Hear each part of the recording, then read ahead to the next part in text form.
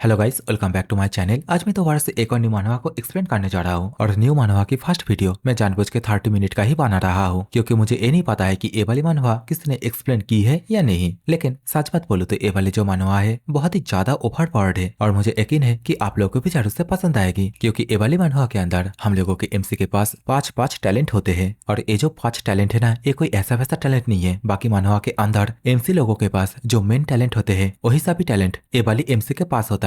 और हाँ, वीडियो को आप लोग पूरा देखोगे तभी पसंद आएगी। तो यार वीडियो को पूरा देखने की कोशिश करना। तो बहुत कर लिया बकवास, जल्दी से वीडियो को स्टार्ट करते हैं। क्या होगा अगर 10,000 से भी ज्यादा प्रजाति के मॉन्स्टर धरती के ऊपर लड़ाई करने लगे? क्या होगा अगर काउंटलेस डिमन अचानक से धरती के ऊपर अपेयर होने लगे? ऑब्वियसली इन सभी चीजों के कारण इंसानियत को अपने आप को बचाने के लिए बहुत ही ज्यादा फोर्सेस और इसके साथ ही पावरों की यूज करनी पड़ेगी। लेकिन मॉन्स्टरों की तादाद ज्यादा होने की वजह से बेचारे इंसान भी और कर भी क्या सकते हैं। इस जंग में काउंटलेस इंसानों की मौत हो जाती है। तो ऐसे ही 10 साल बीत जाती है। इंसान अभी अपने आप को बचाने के लिए चार पास ऊंची ऊंची दीवारें खड़ी करके उसके अंदर ही रहने लगे। अभी हम लोग को northern frontier industrial city of the eastern alliance के सीन को दिखाया जाता है, जहाँ पे एक मेयर उसके पीछे लगे हुए बहुत सारे शहीद हुए सोल्जरों की छवि को दिखाते हुए बोलने लगता है कि मेरे पीछे जितने भी लिस्ट दिख रही है तुम लोगों को, वे सभी को लास्ट मंथ ही फ्रंट लाइन में भेजा गया था और वे सभी किसी का फ्रेंड है, किसी की फैमिली है या फिर किसी के भाई और बहन भी है और वे सभी ही इस ये सिटी का एंड वह कंट्री का हीरोज है। मेयर की इन सभी बातों को सुनने के बाद साफ साफ ये तो पता चल ही रहा है कि जितने भी पोस्टर है वे सभी ही मारा जा चुका है। अभी तो मेयर की इन सभी बातों को सुनने के बाद यहाँ पे जितने भी लोग थे, मतलब सिंपल शहरवासी, सभी लोग ही बहुत ही ज्यादा इमोशनल होने लगते हैं। मेयर तो अभी ये भी बोलने लगता है कि ईस्टर्न अलायंस ने मिलियनों के तादाद में सुपर नेचुरल लोगों को इकट्ठा कर रहे हैं 10,000 रेसेस के विरुद्ध काउंटर अटैक करने के लिए। तो आखिरकार हम लोग मतलब ये सिटी का यंगर जनरेशन क्या करेगा? मेयर के इस क्वेश्चन के रिप्लाई में अभी यहाँ पे जितने भी लौटे थे वे सभी अभी बहुत ही ज्यादा जोश के साथ चिल्लाते हुए बोलने लगता है कि हम लोग भारतीय होंगे, हम लोगों के होमलैंड, हम लोगों के माउंटेन, हम लोगों के रिवर को प्रोटेक्ट करने के लिए। देखते ही देखते ये जगह इन सभी की आवाजों से पूरी तरीके से गूंज उठती है। यहाँ पे जितने भी युवा थे वो सभी अभी यहाँ पे आने लगते हैं, बोलने लगते हैं मेयर से मैं जाना चाहता हूँ, मैं फ्रंट लाइन में जाके उन सभी दुश्मनों को मारना चाहता हूँ। लेकिन इन सभी के बीच हम लोगों को हमारे कहानी का जो मेन प्रोटैगनिस्ट है उसे भी दिखाया जाता है, जो कि चुपचाप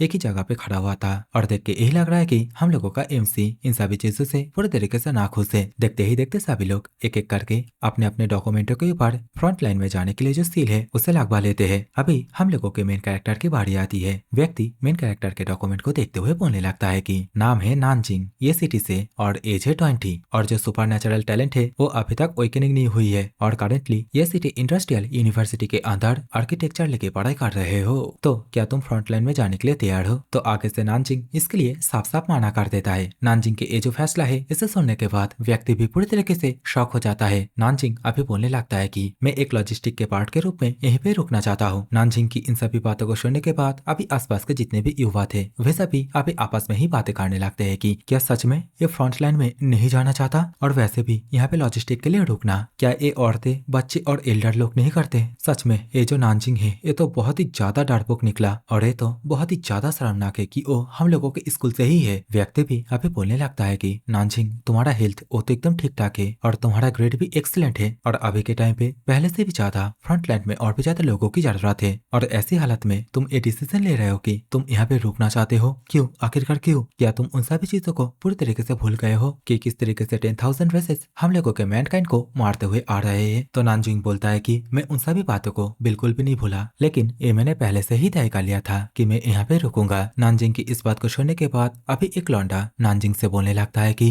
नानजिंग आखिरकार तुम्हें हुआ क्या? तुम वो नानजिंग हो जिसने की हम लोगों के क्लासमेट को माउंटेन बिस्टो से अकेला ही रेस्क्यू किए थे।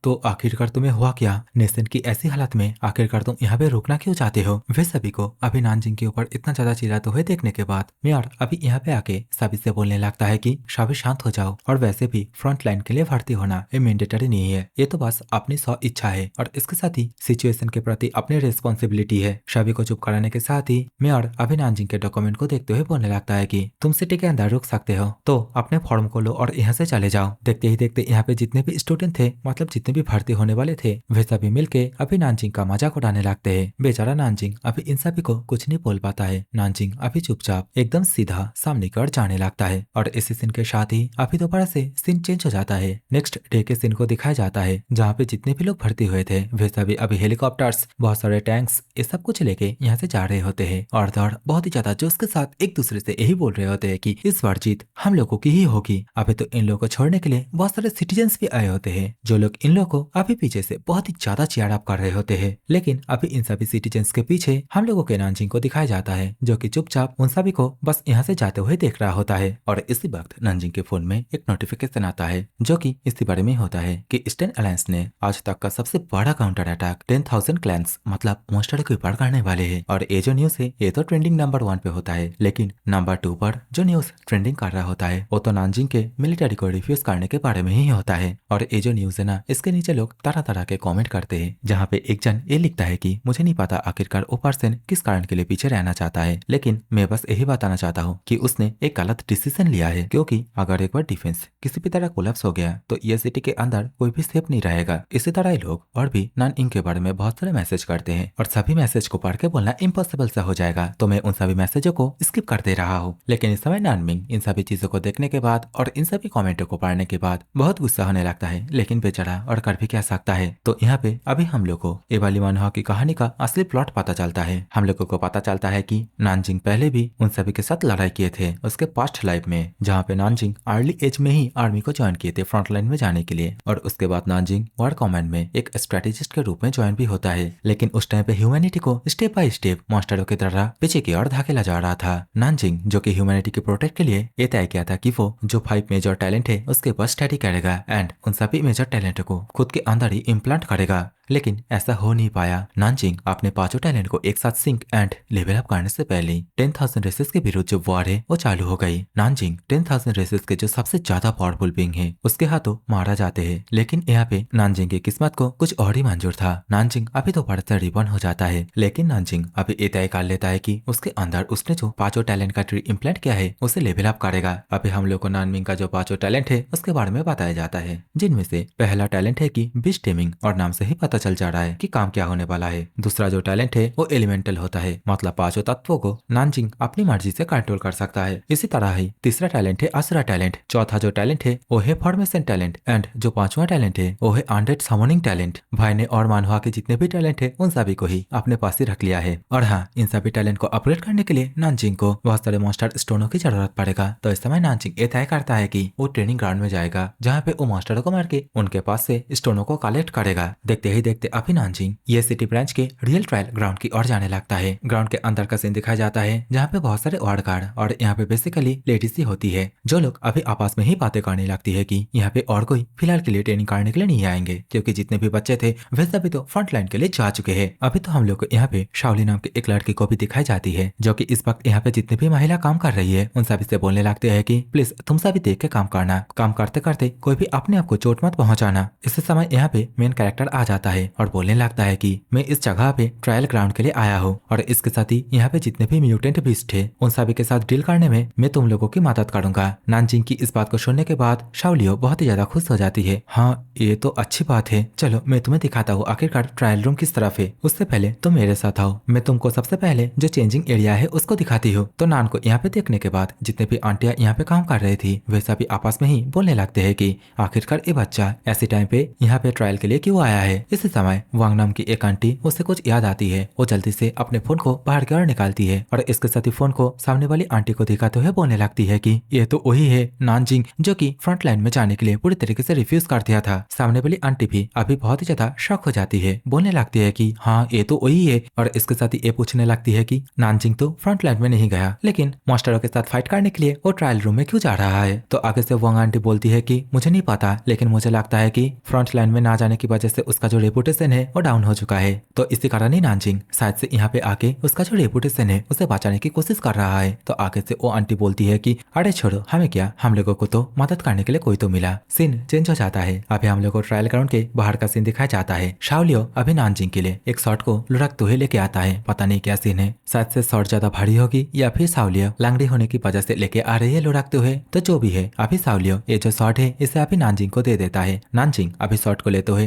ट्रायल ग्राउंड का जो फर्स्ट फ्लोर है उसकी ऑडी बढ़ने लगता है और पीछे की ओर साउलियो जो कि इस समय नानजिंग की ऑडी देखते हुए अभी शर्माने लगती है और अपने मन में ही बोलती है कि ये पर्सन ज्यादा बातें नहीं करता लेकिन ये बहुत ही ज्यादा हैंडसम है। साउलियो अभी अपने मन ही मन इन सभी बातों को सोच ही रही थी। इसी समय वोंग आंटी साउलियो के कान के पास आके साउलियो से बोलने लगती है कि साउलियो दिन में सपना देखना बंद करो, चाहे ये लौंडा कितना भी ज्यादा हैंडसम क्यों ना हो लेकिन फिर भी ये बहुत ही ज्यादा डरपोक है। तुम्हें पता है ये लौंडा वही है नानजिंग जो कि फ्रंट लाइन में जाने के लिए पूरी तरीके से इनकार कर दिया था। साउलियो पूछती है क्या इसका नाम ही नानजिंग है। दूसरी ओर देखते ही देखते नानजिंग अभी फर्स्ट ट्रायल ग्राउंड के अंदर आ जाता है। नानजिंग के सामने सिस्टम नोटिफिकेशन आने लगता है कि तुमने लेवल 1 के ट्रायल को सिलेक्ट किया हो, लेकिन यहाँ पे सिस्टम एरर भी दिखा रहा होता है। बताया जाता है कि पास्ट के रिकॉर्ड्स फाउंड नहीं हो रहा है, तो प्लीज अगर तुम लेवल 1 के ट्रायल को स्टार्ट करना चाहते हो तो इसे कॉन्फर्म करो। तो नानजिंग बोलता है कि ठीक है मैं इसे कॉन्फर्म करता हूँ, तो जल्दी से जो ट्रायल है उसे स्टार्ट करो। नानजिंग की इस बात को सुनने के बाद अभी दोबारा से नोटिफिकेशन पॉपअप होता है। बताया जाता है कि लेवल 1 के ट्रायल चालू होने वाला है, तो तुम अपने आप को प्रिपेयर कर लो। देखते ही देखते सामने की ओर का एक केज ऊपर की ओर उठने लगता है। केज के अंदर से अभी हम लोग को बहुत सारे मॉन्स्टरों को भी बाहर की ओर आते हुए दिखाए जाते हैं। देखते ही देखते यहाँ पे जितने भी मॉन्स्टर थे सभी के सभी मॉन्स्टर नानजिंग को चारों ओर से घेरने लगते हैं। नानजिंग अभी एक गहरी सांस लेता है। सभी के सभी मॉन्स्टर अभी नानजिंग के ऊपर टूट पड़ते हैं। नानजिंग मॉन्स्टरों के अटैक से अपने आप को बचाते हुए बोलने लगता है कि मेरे पिछले लाइफ में जब मैं फ्रंट लाइन में फाइट कर रहा था तब वहाँ पे सिर्फ 10,000 रेसेस ही नहीं थे, बल्कि इसी तरीके के बहुत सारे म्यूटेंट बीस्ट भी थे। एग्जाम्पल के तौर पे आप लोग की अम्ब्रेला बर्ड म्यूटेंट बीस्ट को ही ले लो, और ये जो म्यूटेंट बीस्ट है इसको इसकी मसल मेमोरी की वजह से जानी जाती है, और ये जो अम्ब्रेला बर्ड है इन सभी के वीक पॉइंट इन सभी के सिर के पीछे का भाग होता है। नानजिंग अभी हम लोग को इन सभी इन्फॉर्मेशन को देने के साथ ही यहाँ पे जितने भी अम्ब्रेला बर्ड उसके ऊपर अटैक करने के लिए आए थे उन सभी के सिर को धड़ से अलग करके मार देते हैं, और उन सभी अम्ब्रेला बर्ड के मारा जाते ही उनके पास से एक एक करके सोर्स स्टोन बाहर की ओर आने लगते हैं। लेकिन लेवल 8 ट्रायल यहीं पे खत्म नहीं होती। हमें दिखाया जाता है कि नानमिंग अपनी बॉडी से ब्लड को साफ करते हुए यहाँ पे और जितने भी अम्ब्रेला मॉन्स्टर म्यूटेंट बीस्ट है उन सभी के साथ फाइट करने के लिए रेडी हो जाते हैं। देखते ही देखते नानजिंग यहाँ पे जितने भी अम्ब्रेला मॉन्स्टर है उन सभी के सिर को धड़ से अलग करने लगते हैं। अभी यहाँ पे बहुत सारे मॉन्स्टरों को मारने के बाद नानजिंग अभी अपने सिस्टम नोटिफिकेशन चेक करता है, जहाँ पे नानजिंग को ये बताया जाता है कि उसका जो बीस्टेमर एबिलिटी है वो अभी भी 0 लेवल पे है, और फिलहाल के लिए नानजिंग सिर्फ 5 बीस्टों को ही सामान कर सकता है, वो भी बिगिनर लेवल के, मतलब 0 लेवल। नानजिंग अभी अपने सिस्टम को देख ही रहा था। इसी समय नानजिंग को कुछ आभास होता है। नानजिंग अपने पीछे की ओर घूम के देखता है। नानजिंग के पीछे हम लोग को एक बहुत ही ज्यादा पावरफुल म्यूटेंट बीस्ट को दिखाया जाता है, और ये जो म्यूटेंट बीस्ट है ये होता है यहाँ पे जितने भी अम्ब्रेला बर्ड मॉन्स्टर थे उन सभी के लीडर, मतलब एम्परर भी कह सकते हो। अम्ब्रेला बर्ड एम्परर बहुत ही ज्यादा स्पीड के साथ आके अभी नानजिंग के ऊपर अपनी चोंच से बहुत ही जोरदार एक अटैक कर देता है। लेकिन ये अटैक देख के तो लगता है कि नानजिंग को ही लगा है, लेकिन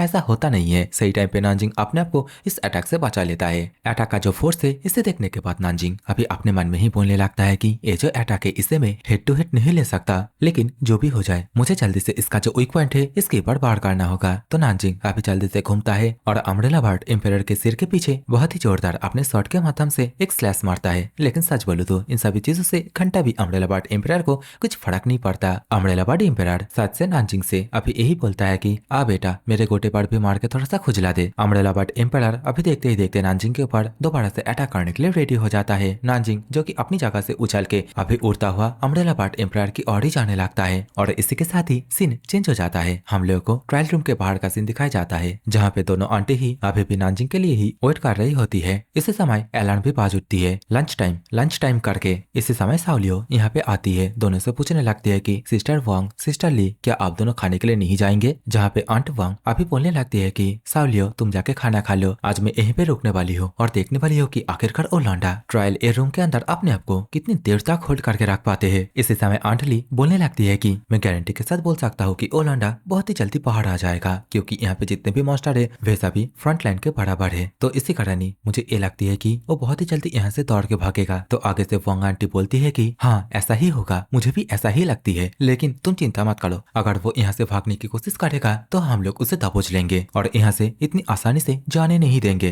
तो अभी आंट ली एंड आंट वांग को इस तरीके की बातें करते हुए देखने के बाद शाओलियो बोलने लगती है कि आखिरकार आप दोनों कैसी बातें कर रहे हैं। Level 8 trial and front line in दोनों के अंदर तो बहुत ही ज्यादा डिफरेंस है, मतलब लेवल 8 ट्रायल फ्रंट लाइन से बहुत ही ज्यादा इजी है। इसी समय अनाउंस होती है कि नानजिंग ने लेवल 8 ट्रायल को कंप्लीट कर चुका है, और इस अनाउंसमेंट को सुनने के बाद अभी वांग आंटी बोलने लगती है कि तुम लोगों ने सुना और तुम लोगों ने कभी ये देखा कि कोई भी प्लेयर इतनी जल्दी एक लेवल 8 ट्रायल को कंप्लीट किया है। लगता है ओलंडा इन सभी चीजों को हैंडल ही नहीं कर पाया, तो इस कारण वो जल्दी जल्दी से बाहर आने आने वाला है। वांग आंटी अभी एक कह ही रहा था, इसी समय अम्ब्रेला बर्ड एम्पायर के सिर आके वांग आंटी के चेहरे के साथ टच होती है। वांग आंटी पूरी तरीके से घबरा जाती है। देखते ही देखते नानजिंग भी अभी बाहर की ओर आ जाता है। उसके बॉडी पे हम लोगों को बहुत सारे इंजरी को देखने के लिए मिलते हैं। अभी दोबारा से नोटिफिकेशन पॉपअप होता है। दिखाया जाता है कि नानजिंग ने यहाँ पे कुल मिला के 2000 मास्टरों को मारा है और यह चीज फर्स्ट फ्लोर का एक न्यू रिकॉर्ड बन चुका है। लेकिन इस समय नानजिंग की हालत को देखने के बाद आंटिया पूरी तरीके से घबराने लगती है और इसके साथ पूछने लगती है कि हे, तुम्हारी हालत ऐसा कैसे हो गया और क्या तुमने ट्रायल को पास कर लिया? तो नानजिंग आगे से बोलता है कि हाँ, मैंने ट्रायल को पास कर लिया। और ये बोलने के साथ ही अभी नानजिंग यहाँ से जाने लगता है और इसके साथ ही उन लोगों से ये बोल के जाता है कि आप लोग काफी निश्चिंत होकर उन सभी मास्टरों के बॉडी को जाके कलेक्ट कर सकते हैं। नानजिंग की इस बात को सुनने के बाद अभी शाओलियो अभी आंटियों से बोलने लगती है कि तो चलो हम लोग इन सभी चीजों को कलेक्ट करने के लिए अरेंज करते हैं। वांग आंटी अभी आगे जितने भी मास्टरों की बॉडी है उन सभी को देखने के बाद बोलती है कि अरे यार, यहाँ पर तो बहुत सारे मास्टरों की बॉडी है। देखते ही देखते सीन चेंज हो जाता है। अभी हम लोग को नानजिंग को शावर लेते हुए दिखाया जाता है, जहाँ पे नानजिंग के सामने दोबारा से उसका नोटिफिकेशन पॉपअप होता है। बताया जाता है कि तुम्हारे ट्री टैलेंट के अंदर जो बीस्ट टेमिंग टैलेंट है वो लेवल 2 तक पहुंच चुका है और इसके साथ ही तुम एक साथ 2000 बीस्टों को टेम कर सकते हो और तुम जितने भी बीस्टों को टेम करोगे उन सभी का लेवल 1 होना चाहिए। नानजिंग अभी अपने स्टेटस विंडो को देख ही रहा था। इसी समय बेस के अंदर फ्रंटलाइन के बारे में अनाउंस होती है। बताया जाता है कि हम लोग का जो नेक्स्ट आक्रामक दल है वो अभी फ्रंटलाइन के अंदर आ चुका है। अनाउंसमेंट को सुनने के बाद नानजिंग अभी बोलने लगता है कि ये जो दल है इसके अंदर लेवल 7 सुपर एबिलिटी होल्डर, जिसको कि शन ऑफ द थंडर पनिशमेंट कहा जाता है, और इसके साथ ही एक 6 लेवल का सुपर एबिलिटी होल्डर जिसको कि फ्लेम जॉइंट नाम से जाना जाता है। ये दोनों ही मौजूद है, लेकिन मेरे प्रीवियस लाइफ में जब वे दोनों फ्रंट लाइन में गए थे तब वे दोनों जल्दी ही हार गए थे और मेरे प्रीवियस लाइफ के हिसाब से मैं तो ये बोल ही सकता हूँ कि जो 8 नंबर डिफेंस है वो बहुत ही जल्दी कोलैप्स होने वाला है। तो जल्दी जल्दी से मुझे मेरे जो लेवल है उसे अप करना होगा, क्योंकि इस बार की जो रेस है वो तो टाइम के साथ होने वाली है। तो मुझे जल्दी जल्दी से बिना किसी टाइम वेस्ट किए सेकंड फ्लोर को क्लियर करने के लिए जाना होगा। सीन चेंज हो जाता है। अभी हम लोग को दोनों आंटियों को अभी क्रॉप्स के बॉडियों को दूसरी जगह पे लेके जाते हुए दिखाई जाती है, जहाँ पे वांग आंटी अभी ली आंटी से बोलने लगती है कि मैं तो एक अभी एक्सपेक्ट ही नहीं किया था कि जो लड़का नानजिंग है वो कभी भी फर्स्ट लेवल ट्रायल को पास कर पाएगा। ली आंटी बोलती है कि हाँ, और उसकी जो इंजरी है उस हिसाब से नानजिंग बहुत ही लंबे टाइम तक रेस्ट लेने वाला है। तो आगे से वांग आंटी अभी भी नानजिंग की कमियों को दिखाते हुए बोलने लगती है कि एक ही बार में हर एक चीज को पा लेना, इसको अचीव नहीं बोलते, स्टेप बाय स्टेप चीजों को पाना इसे ही अचीव बोलते हैं। वांग आंटी एंड ली आंटी दोनों इस तरीके से बातें करते हुए जा ही रहा था। इसी समय सामने से नानजिंग दोबारा से इसी ओर आने लगते हैं। नानजिंग को देखने के बाद ली आंटी पूरी तरीके से हैरान हो जाती है और इसके साथ ही वांग आंटी से ये बोलने लगती है कि सामने देखो नानजिंग, वो तो दोबारा से इसी ओर आ रहा है। वांग आंटी बोलती है कि तो क्या हुआ, वो इसी ओर आ रहा है? तो ये बोलने के साथ ही अभी नानजिंग से वांग आंटी पूछने लगती है कि हे बच्चे, तूने तो फर्स्ट फ्लोर के ट्रायल का कंप्लीट कर लिया, तो आखिरकार यहाँ पे दोबारा किस कारण के लिए आया है? तो नानजिंग बोलता है कि मैं सेकंड फ्लोर पर जा रहा हूँ सेकंड ट्रायल को कंप्लीट करने के लिए। नानजिंग की इस बात को सुनने के बाद वांग आंटी अपने मन में ही बोलती है सेकेंड फ्लोर, लेकिन अभी तुरंत ही वांग आंटी चिल्लाते हुए नानजिंग से पूछने लगती है कि हे, आखिरकार तुम इतने सारे इंजरीज को लेके सेकंड फ्लोर पे क्यों जाना चाहते हो? तुम ये सब कुछ करके क्या प्रूव करना चाहते हो? अभी तो सावलियो भी बोलने लगती है कि मिस्टर नन, जो सेकंड फ्लोर है वो म्यूटेंट बीस्टों से पूरी तरीके से भरा पड़ा है, तो तुम कुछ देर वेट कर लो जब तक कि ना तुम्हारा हेल्थ पूरी तरीके से ठीक हो जाता है, और तो कुछ लोगों को भी ढूंढते हैं जो लोग तुम्हारी मदद कर सके। सावलियो के मुंह से इस बात को सुनने के बाद नान के पीछे खड़ा हुआ एक व्यक्ति भी अभी बोलने लगता है कि हाँ, ये बात एकदम सच है। एंड सेकंड फ्लोर के अंदर जो ऑक्स टाइगर म्यूटेंट बीस्ट पाया जाता है वे सभी तो एक एक टैंक के बराबर है और उन सभी को हैंडल करना बहुत ही ज्यादा टफ होता है। लेकिन इस समय नानजिंग अपने शर्ट को बाहर कर निकालता है और यहाँ से जाते हुए बोलने लगता है कि इन सभी एडवाइसों को देने के लिए मैं तुम सभी को ही शुक्रिया अदा करता हूँ, लेकिन मैं सेकंड फ्लोर पर अकेला ही जाऊंगा। और भाई का एटीट्यूड तो देख रहे हो ना, होगा भी क्यों नहीं, साले ने 5-5 टैलेंटों को जो कैप्चर करके रखा है। नानजिंग अभी यहाँ से जा ही रहा था। इसी समय पीछे से वांग आंटी चिल्लाते हुए नानजिंग से बोलने लगती है कि अगर तुम इतना ही ज्यादा कैपेबल हो तो फ्रंट लाइन में क्यों नहीं गए, और यहाँ पे आखिरकार तुम इतना ज्यादा शो ऑफ क्यों कर रहे हो? पता नहीं सीन क्या है, लेकिन नानजिंग के हर एक चीज पे ये वांग आंटी सिर्फ उंगली ही करती है। और वैसे भी सबको ही पता है जो सबसे ज्यादा गुस्सा करता है वही सबसे ज्यादा प्यार भी करता है। नानजिंग को अभी यहाँ से जाते हुए देखने के बाद शाओली अपने मन में ही सोचती है कि ये तो बहुत ही ज्यादा स्ट्रेंज है, न्यूज में तो कुछ और ही बताया गया था, लेकिन देख के तो नहीं लग रहा है कि नानजिंग वो कभी भी मौत से डरता है। देखते ही देखते नानजिंग अभी सेकंड फ्लोर पर आ जाता है। नानजिंग के सामने अभी हम लोग को बहुत सारे म्यूटेंट बीस्टों को दिखाया जाता है। नानजिंग अभी अपने शर्ट को पकड़ के सामने की ओर जितने भी म्यूटेंट बीस्ट थे उन सभी के ऊपर ही बहुत सारे स्लैशेस मारने लगते हैं। लेकिन इसी समय नानजिंग के पीछे से एक म्यूटेंट बीस्ट आके नानजिंग को बहुत ही जोरदार अपने सिर से एक घुसा मारता है। एक्चुअली इसे सिर से घुसा मारना नहीं बोलते हैं, कुछ और ही बोलते हैं लेकिन याद नहीं आ रहा है। आप लोगों को अगर पता है तो कमेंट करके जरूर बोलना। तो अभी इस अटैक को खाने के बाद नानजिंग लुढ़कते फुड़कते पीछे की ओर जाके गिरता है। नानजिंग का अकल एक ही अटैक में ठिकाने पे आ जाता है। नानजिंग अपने मन में ही सोचने लगता है कि इन सभी मॉन्स्टरों की जो स्ट्रेंथ है और जो साइज है उस हिसाब से मैं इन सभी के साथ हेड टू हेड फाइट तो नहीं कर सकता। ऊपर से मेरी जो इंजरी है उस हिसाब से मैं इस तरीके के एक और अटैक को तो सहने नहीं कर पाऊंगा। आगे से सभी के सभी म्यूटेंट बीस्ट अभी नानजिंग की ओर ही देखते हुए गुंगराने लगता है और साथ से नानजिंग से यही बोलने की कोशिश कर रहा है, क्या बच्चे औकात दिख गया ना। नानजिंग भी अभी पूरी तरीके से गुस्सा हो जाता है, बोलने लगता है कि क्या ऐसा भी बीस्ट मुझे प्रोवोक करने की कोशिश कर रहे हैं, इन लोगों की इतनी हिम्मत। देखते ही देखते सभी के सभी बीस्ट अभी नानजिंग के ऊपर एक साथ हमला करने के लिए आने लगते हैं। नानजिंग बिस्टों के इस हमले से अपने आप को बचाने के लिए उछल जाता है और एक बिस्ट के बॉडी के ऊपर चढ़ जाता है और अपने हाथ में जो स्वॉर्ड है उसके माध्यम से उसके बॉडी के ऊपर बहुत ही जोरदार एक स्ट्राइक कर देता है। और ये जो स्ट्राइक है इससे मैं अपनी लैंग्वेज में खोप ना बोलता हूँ। नानजिंग स्वॉर्ड को तो घुसाता है लेकिन इसके साथ ही उसके बॉडी के ऊपर एक चीरा भी लगा देता है। बेचारा म्यूटेंट बिस्ट वहीं पे मारा जाता है और इस चीज को देखने के बाद यहाँ पे बाकी जितने भी म्यूटेंट बिस्ट थे सभी घबराने लगते हैं। और जैसा कि यहाँ पे जितने भी बिस्ट है सभी के सभी लेवल 2 के ही है, तो इसी कारण ही नानजिंग अपना जो बिस्ट टेम्प्ट टैलेंट है उसे एक्टिवेट कर लेता है और यहाँ पे जितने भी मॉन्स्टर थे उन सभी को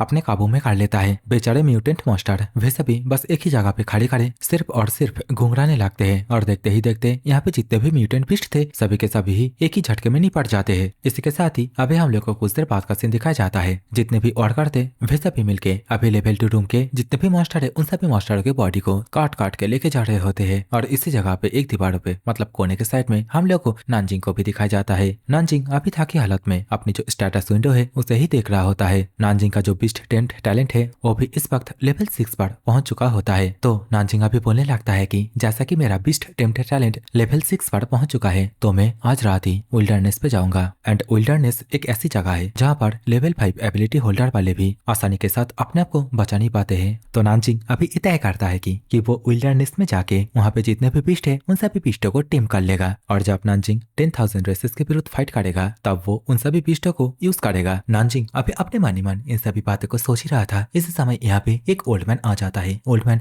अभी नानजिंग से बोलने लगता है कि आज हम लोग को ओवर टाइम तक काम करना होगा क्योंकि हम लोग को फ्रंट लाइन के अंदर सप्लाईज को भेजना है। तो नानजिंग आगे से बोलता है कि मुझे माफ करना लेकिन आज मैं जल्दी ही चला जाऊंगा। तो आगे से ओल्ड मैन और कुछ नहीं बोल पाता है, बस यही बोलता है कि ठीक है जैसी तुम्हारी मर्जी। लेकिन इसी समय वांग आंटी जो कि इस समय दोबारा से उंगली करते हुए बोलने लगती है कि देखा कुछ ही दिनों के अंदर ही ये इन सभी चीजों को किस तरीके से छोड़ के जा रहा है। लेकिन इस समय वांग आंटी के मुंह से इस बात को सुनने के बाद साइड में काम करता हुआ एक पर्सन और भी ज्यादा गुस्सा हो जाता है, बोलने लगता है कि तुम हर वक्त सिर्फ उसके ही पीछे पड़े रहते हो। नानजिंग फ्रंट लाइन में नहीं गया तो क्या हुआ, उसकी वजह से ही हम लोगों का प्रोग्रेस बहुत ही ज्यादा इंप्रूव हुआ है। तो वांग आंटी अभी उस पर्सन से बोलता है कि मैं तो तेरे साथ बात ही नहीं कर रहा हूँ, तो आखिरकार तू अपने पिछवाड़े को मेरे बीच क्यों घुसा रहा है। दूसरी ओर अभी हम लोग को शाओलियो को दिखाई जाती है जो कि नानजिंग के पास आके नानजिंग से ये बोल रही होती है कि तुमने बहुत ही ज्यादा हार्डवर्क किया है तो तुम्हें रेस्ट करना चाहिए। नानजिंग बताता है कि मेरे बारे में चिंता करने के लिए शुक्रिया लेकिन मुझे अभी कहीं पे जाना है। तो शाओलियो भी अभी कुछ नहीं बोल पाती है, बस एक ही बात बोलती है ठीक है।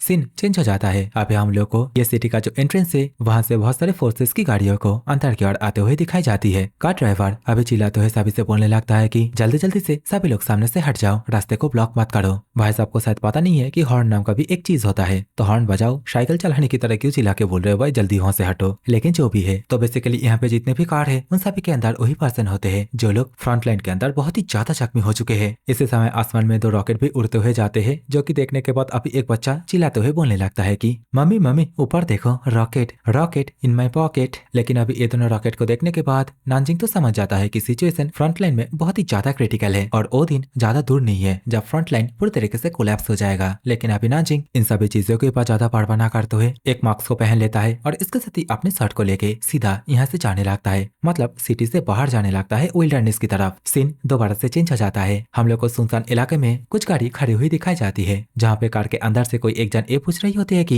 हे आखिरकार क्या हुआ, तुमने गाड़ी को ऐसी जगह पे क्यों स्टॉप किया, क्या यह चीज बहुत ही ज्यादा डेंजरस नहीं है। तो बेसिकली जो पर्सन यहाँ पे गाड़ी को रोका था वो बोलने लगता है कि इस ट्रक के अंदर कुछ टेक्निकल इशू आ चुकी है। तो आगे वाली गाड़ी में जो लड़की है वो बोलने लगती है कि अगर ऐसी बात है तो ट्रक को यहीं पे छोड़ो, हम लोग बाकी के जितने भी सामान है उन सभी को लेकर जल्दी से यहाँ से चलते हैं क्योंकि ये जो जगह है ये बहुत ही ज्यादा डेंजरस है। रात के टाइम पे यहाँ पे बहुत सारे म्यूटेंट उल्फ आते हैं, तो सेफ्टी फर्स्ट। लड़की ये सब कुछ बोली रही थी। इसी समय सामने की ओर से हम लोग को दिखाया जाता है कि नानजिंग इसी ओर ही आ रहा है। मतलब इन सभी के सामने से ही बहुत ही तेजी से दौड़ के चले जाता है। लड़की अभी पूछने लगती है कि आखिरकार वो कौन है और इतनी रात को वो आखिरकार शहर से बाहर क्यों आया है। और इसके साथ ही कार से ही चिल्लाते हुए बोलने लगती है कि हे सामने मत जाओ, वहाँ पे बहुत सारे पावरफुल म्यूटेंट बीस्ट रहते हैं और वैसा भी बहुत ही ज्यादा डेंजरस है। ये जो येलो हेयर वाली लड़की है इसका नाम होता है शाओनान। शाओनान से अभी उसके साइड वाली जो लड़की है बोलने लगती है कि बिग सिस्टर प्रेसिडेंट तब से हम लोग को रैपिडली कॉल कर ही जा रहा है, क्योंकि ये सिटी के हॉस्पिटल के अंदर बहुत सारे फ्रंट लाइन में जख्मी हुए सोल्जर है और उन सभी को ही इमीडिएटली हम लोग के पास जो मेडिसिन है वो चाहिए, तो जल्दी से यहाँ से चलते हैं। लेकिन इस समय शाओनान यहाँ से जाने में थोड़ी सी आपत्ति करती है, क्योंकि शाओनान अभी ये चाहती थी कि नानजिंग उन लोग के साथ ही ये सिटी में वापस चले। तो इस समय एक काली औरत, नाम क्या है पता नहीं है, लेकिन मैं इसे काली औरत ही बोलूंगा। काली औरत अभी बोलने लगती है कि सिस्टर शाओनान, इन 10 सालों से मतलब जब से 10,000 रेसेस हम लोग के ऊपर अटैक किए हैं तब से ही हम लोग इस तरीके के बहुत सारे क्रेजी इंसानों को देखते हुए आए हैं। और वैसे भी उस लौंडे की वजह से हम लोग यहाँ पे ज्यादा देर तक रुक नहीं सकते, क्योंकि अगर हम लोग के ऊपर उल्फ आके अटैक कर देते हैं तो दिक्कतें और भी ज्यादा बढ़ जाएगा, क्योंकि हम लोग के पास डिफेंस करने के लिए कुछ भी नहीं है। काली औरत की इन सभी बातों को सुनने के बाद शाओनान अभी कार को स्टार्ट कर लेती है और इसके साथ बोलने लगती है कि ठीक है हम लोग यहाँ से चलते हैं। लेकिन इसी समय बाहर की ओर जो पर्सन खड़ा हुआ था उसके ऊपर उल्फ आगे अटैक कर देते हैं और वो चिल्लाते हुए बोलने लगता है कि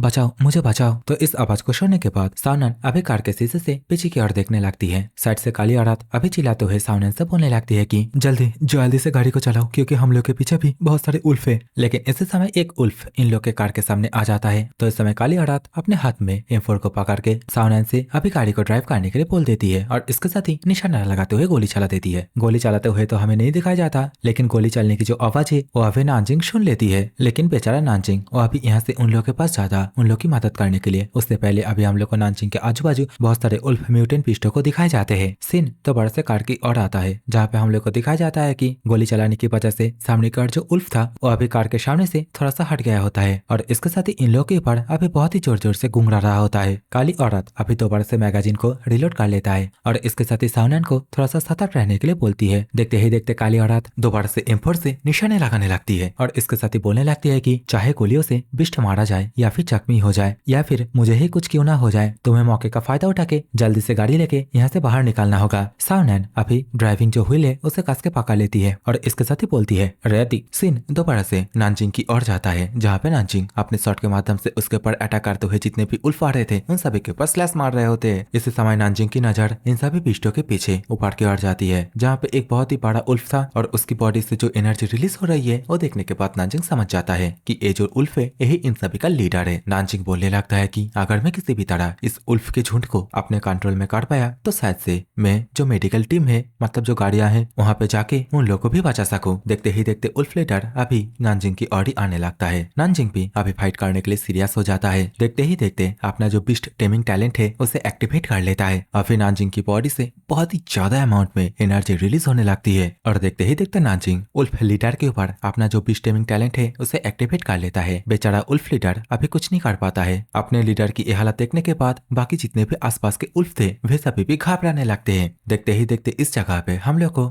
नानजिंग की पावर की वजह से बना हुआ एक ट्री को दिखाया जाता है। आगे क्या होता है वो तो पता नहीं है, लेकिन सीन अभी तो बड़ा से शाओनान की ओर आता है, जहाँ पे काली औरत अभी भी M4 से धड़ाधड़ गोली चला रही होती है और इसके साथ ही शाओनान से बोलती है कि सिस्टर जल्दी से गाड़ी चलाओ। लेकिन जैसे ही शाओनान अभी क्लच या एक्सेलरेटर मतलब इन दोनों में से कुछ होगा जो दबाने से गाड़ी आगे की ओर जाती है वो दबाती है, लेकिन अभी घंटा पे कुछ नहीं होता। शाओनान एंड काली औरत इन दोनों का ही चेहरा देखने लायक हो जाता है। शाओनान बोलती है कि गाड़ी स्टार्ट क्यों नहीं हो रही है। काली औरत भी अभी समझ जाती है आज तो इन दोनों का खेल यहीं पे खत्म होने वाली है। इसी समय तो एक उल्फ आके गाड़ी के ऊपर अपने बॉडी से बहुत ही जोरदार टैकल मार देता है। गाड़ी पूरी तरीके से हिल उठता है। देखते ही देखते शाओनान के सामने से एक उल्फ कांच को तोड़ के अंदर की ओर आ जाता है और अभी का जो सीन है वो कुछ ऐसा होता है। लेकिन अभी कुछ देर तक कुछ ना होते हुए देखने के बाद काली औरत अभी जैसे ही सामने की ओर देखती है तो वो पूरी तरीके से शॉक हो जाती है। बेसिकली जो उल्फ यहाँ पे अटैक करने के लिए आया था उसका चेहरा एक खतरनाक जंगली भेड़िए से एक कुत्ते जैसा बन जाता है। देखते ही देखते यहाँ पे जितने भी उल्फ थे वो सभी अभी रिट्रीट करने लगते हैं। काली औरत एंड शाओनान को भी अभी समझ में नहीं आती कि आखिरकार यहाँ पे चल क्या रहा है। तो अभी हम लोग को दिखाया जाता है कि इस इलाके में आसपास के जितने भी उल्फ थे वे सभी अभी नानजिंग के पास ही गैदर होकर रखे थे और हम लोग को दिखाया जाता है कि इन सभी चीजों को अभी नानजी कार के ऊपर चढ़ के दूर से ही देख रही होती है और इसके साथ ही काली औरत को बताती है कि यहाँ पे जितने भी 1000 ऑफ उल्फ थे उन सभी को किसी एक पर्सन ने टेम कर लिया है। शाओनियान की मुंह से इस बात को सुनने के बाद काली औरत भी पूरी तरीके से हैरान हो जाती है। पूछने लगती है कि क्या 1000 ऑफ उल्फ को किसी एक पर्सन ने अकेला ही टेम किया है? आखिरकार उसकी जो बीस्टेमर एबिलिटी है वो कितने लेवल का है? सच में ये पूरी तरीके से इनक्रेडिबल है। तो अभी हम लोग को नानजिंग के सिस्टम विंडो को दिखाया जाता है, जहाँ पे हम लोग को पता चलता है कि नानजिंग का जो बीस्टेमिंग एबिलिटी है वो लेवल 7 तक पहुंच चुका है और जैसा कि नानजिंग एक साथ 1000 बीस्टों को टेम कर सकता है। तो इस समय नानजिंग के पास दोबारा से एक और नोटिफिकेशन आता है। बताया जाता है कि तुम्हारा जो कोटा है, मतलब अगर तुम 1000 से भी ज्यादा बीस्टों को टेम करना चाहते हो तो इसके लिए तुम्हें सोर्स स्टोनों की जरूरत पड़ेगी। तो अभी नानजिंग के पास सोर्स स्टोन को यूज करने के लिए दो ऑप्शन आता है, मतलब अगर यूज करना चाहता है तो यस और नहीं तो नो।